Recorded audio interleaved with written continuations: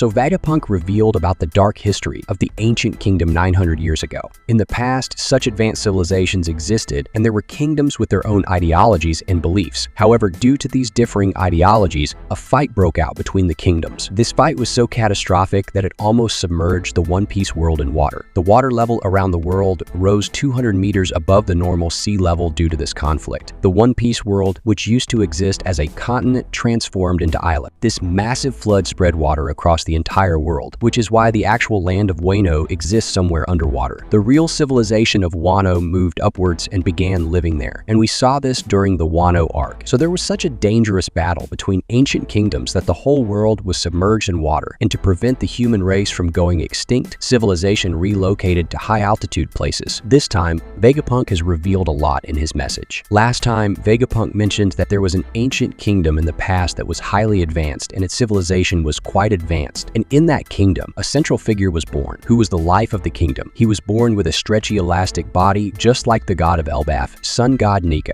This person later became the first pirate of the Great Pirate who had traveled the seas, and his name was Joy Boy. Vegapunk had only revealed this much before, but this time in One Piece chapter 11:15, Vegapunk continues his message and reveals a lot about the ancient kingdom and ancient history. So alright guys, One Piece chapter 11:15 has finally arrived, and in today's video, we will look at it in detail. So if you are new to this channel, do subscribe to it, and let's move on to the chapter. The chapter title is Fragments of Continents. This title is based on the fight between ancient kingdoms. When the fight between the ancient kingdoms took place, the whole world almost got submerged in water and sank. The continents turned into islands, and these islands are referred to as fragments of continents. At the beginning of the chapter, we see the cover page, and Yamato's adventure is still ongoing. On the previous cover page, Kinmim gave Yasui's sword to Yamato and explained the map of Wano Kuni, said that the sword needed to be taken to the Inma Shrine. This cover story continues with Yamato about to embark on the journey to the Inma Shrine. Therefore, Hiyori and Toko are giving Yamato a bento, which is a lunchbox. Seeing the lunchbox, Yamato is happy that they are packing food for her. So from here, the real One Piece chapter 11:15 begins. So Vegapunk's message is being heard all over the world, and people everywhere are shocked by what Vegapunk has said about Joy Boy and his connection to the ancient kingdom. Hearing all this, the world is confused and shocked, not understanding what is going on with this ancient history. But in one panel, we see the straw hats Jolly Roger waving, and the place is the land of Wano, where the shogun of Wano, Momonosuke, Atama, Kinemon, Shinobu, and many citizens of Wano are standing and listening to Vegapunk's message. Momonosuke, hearing Vegapunk's words, says so Joy Boy was also a pirate like Luffy. Then the scene shifts to the G4 Marine Base prison, where we see the fake Straw Hat crew from Sabayoti listening to Vegapunk's message and cosplaying as the Kid Pirates. The fake Luffy, Demaro Black, is playing the role of Kid, and they are talking amongst themselves about who is stronger between Joy Boy and their Captain Kid. Here Demaro, who is pretending to be Kid, says, "This is not a fair comparison. Joy Boy is a dead person. Comparing him to me would be unfair." Now the scene shifts back to Egghead, and now we see Luffy, Dory, and Broggy still running away from Warcury, that wild boar still chasing them. Meanwhile, Vegapunk's message continues. Before I tell you why Joy Boy was called a pirate, I want to tell you about the Void Century. Vegapunk says that although he has only studied a small part of the Poneglyph Stone, it contains records of a massive battle that took place in the past. In that battle, Joy Boy's enemies were the same as the current world government. Now the scene shifts to Marcus Mars because the Guros are still unable to stop the message. They have not succeeded in stopping Vegapunk's message, which is why Marcus Mars is angry. He is using Conqueror's Haki to knock out the Den Den Mushi. Meanwhile, Vegapunk continues. If I explain it properly, the Alliance army of 20 nations, which later became the world government, were Joy Boy's enemies. These 20 nations had to come together to finally defeat Joy Boy. After that, in the next panel, we see Joy Boy in his Nika form. It shows Joy Boy fighting against the 20 kings, but in shadows. Later, Vegapunk says, I don't know why this war ignited, but it was a clash between two ideologies, and we can't define which side was right or wrong. After this, the scene shifts to Zunisha and Zu, where we see the Mink tribe, who are also listening to Vegapunk's message. Vegapunk says that 900 years ago, the nation where Joy Boy was born had such an advanced civilization that in comparison, today's technology is nothing. During that century 900 years ago, that nation had such advanced weapons that creating them today is impossible even for a genius like me. After this, the scene shifts back to Egghead showing Edison and Stussy. Edison tells Stussy, Stussy, you should run away from here. There is no need for you to release the barrier. This barrier cannot stop those elders. They can easily pass through it, so you should escape from here. Even if the Straw Hat ship tries to leave, this barrier cannot stop them. Then we see Zoro and Jinbe, who have almost reached the ship. Now Now the scene shifts to Nami, who says, "Guys, quickly reach the Elbaf ship." The Marines have started surrounding the Elbaf ship. After this, the scene moves to Stussy and Kaku. Stussy, in a sad mood, says, "What should I do now? Stella is dead, and I have lost my purpose in life." Then we see Bonnie's group, and Ganti Garos has now transformed from a child to an adult. Oimo and Kashai were holding him, but now he has also escaped their grasp. As soon as Nujiro escapes from their clutches, he draws his sword and attacks Bonnie, but Frankie pulls Bonnie back and saves her. Nujiro's slash goes straight to the ship's deck, and the front of the ship gets damaged. Meanwhile, Vegapunk's message continues. Nujiro gets frustrated that Vegapunk is revealing everything and not stopping. Then Nujiro jumps into the air and slashes Punk Record in half with a big swing of his sword. He literally cuts Punk Record in half, and Vegapunk's message continues. Vegapunk says that the Void Century ended after Joy Boy's defeat, but this battle changed the entire world. 1,000 years ago, our world was divided into large continents, but due to the wars of ancient kingdoms, the sea level rose by 200 meters. As the water rose, our world was submerged, and our vast continents turned into islands. After this, we started seeing the world from a different perspective, underwater. Hearing this, everyone is astonished at how it is possible that even a 2-3 meter rise in water level can submerge many islands. And then, Vegapunk says something even more shocking. "I used to think that the 200-meter rise in water level was a natural calamity caused by the war. But after my research, I found out that this calamity was not natural. It was man-made and done deliberately. A few days ago, a 1-meter sea level rise was caused by an ancient weapon, and the same weapon existed 800 years ago and was used to sink. These weapons still exist today, but they need someone to activate them." At the end of the last page, we see Imu-sama's face in the shadows. And finally, Vegapunk says that the ancient weapons still exist because the war that occurred during the Void Century has not yet ended. The huge war that happened during the Void Century is still ongoing. And here the chapter ends, and there is no break next week, so I am making this video short. Alright, I will see you in the next video. Until then, goodbye.